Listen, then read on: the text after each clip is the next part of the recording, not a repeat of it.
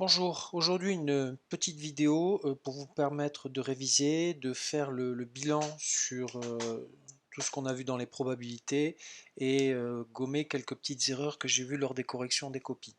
Alors la première chose que j'ai vue, ce sont des erreurs concernant les intersections. Vous confondez le travail qu'il y a à faire avec un tableau et avec un arbre et aussi avec les arbres de probabilité. Donc on va être très clair tout de suite. Si par exemple j'ai un événement, alors je crois que c'était l'événement A, et de toute façon peu importe, hein, mais c'était une carte grand format, et un événement B qui était une carte en couleur.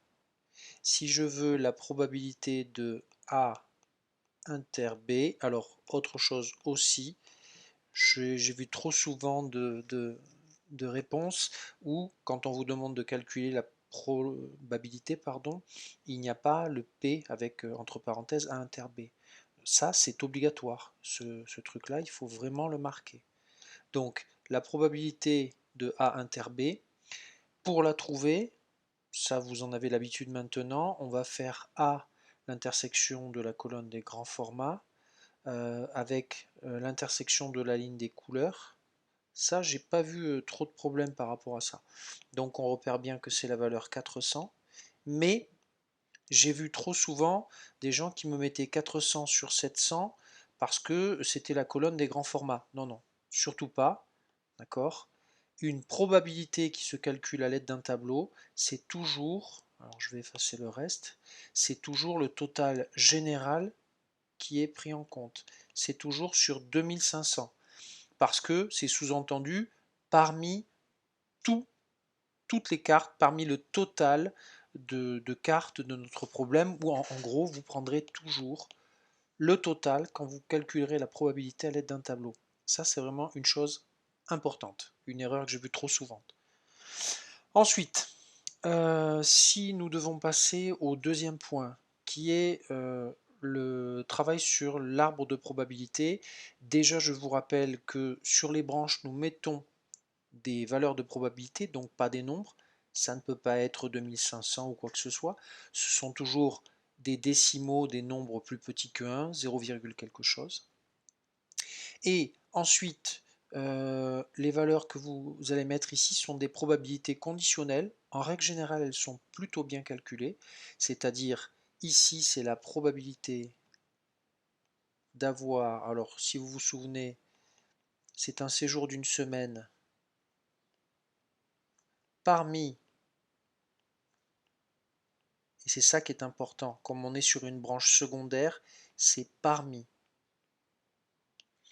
les séjours en France.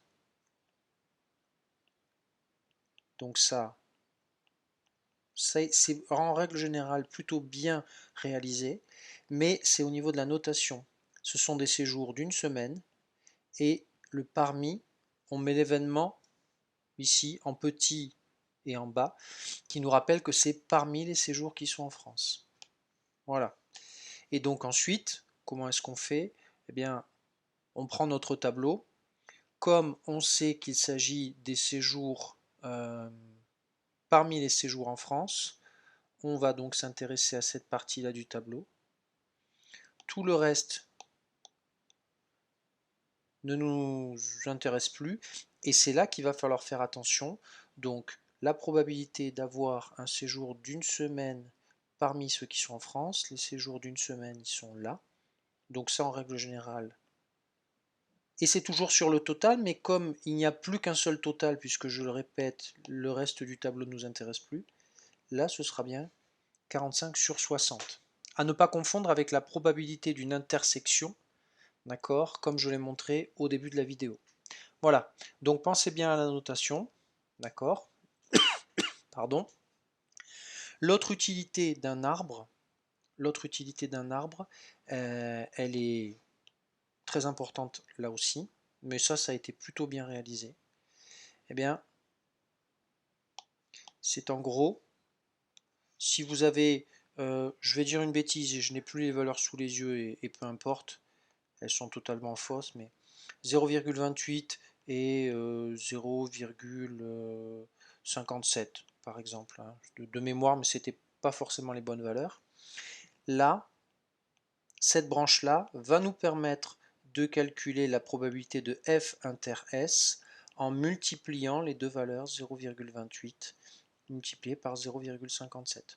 Ça, c'est aussi pas trop mal réalisé, mais là aussi, très souvent, vous oubliez de mettre à quoi correspond votre calcul.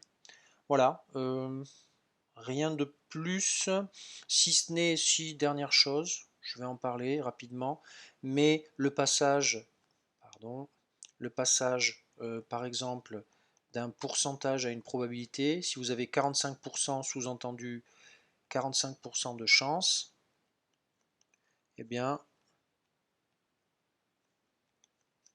45 divisé par 100, ce qui fait une probabilité de 0,45. Voilà, aussi simple que cela. Écoutez, je pense avoir fait le tour. J'espère que cette petite vidéo vous aidera à faire un petit peu la synthèse du travail. Si, dernière chose, vraiment très importante, quand on vous demande à la suite d'un tableau, quand vous avez un tableau et qu'on vous demande de faire une intersection, c'est ce travail-là qu'il faut faire, utiliser les valeurs du tableau. Quand on vous demande, après avoir rempli un arbre, de trouver là aussi une intersection, ce sera en utilisant cette technique-là. Regardez bien à quel moment on vous demande l'intersection de deux événements. Voilà, c'est tout. Soyez vigilants. Et pour le reste, de ce que j'ai vu, votre travail est un travail de qualité, donc pas de problème par rapport à ça. Bon courage et à très vite. Au revoir.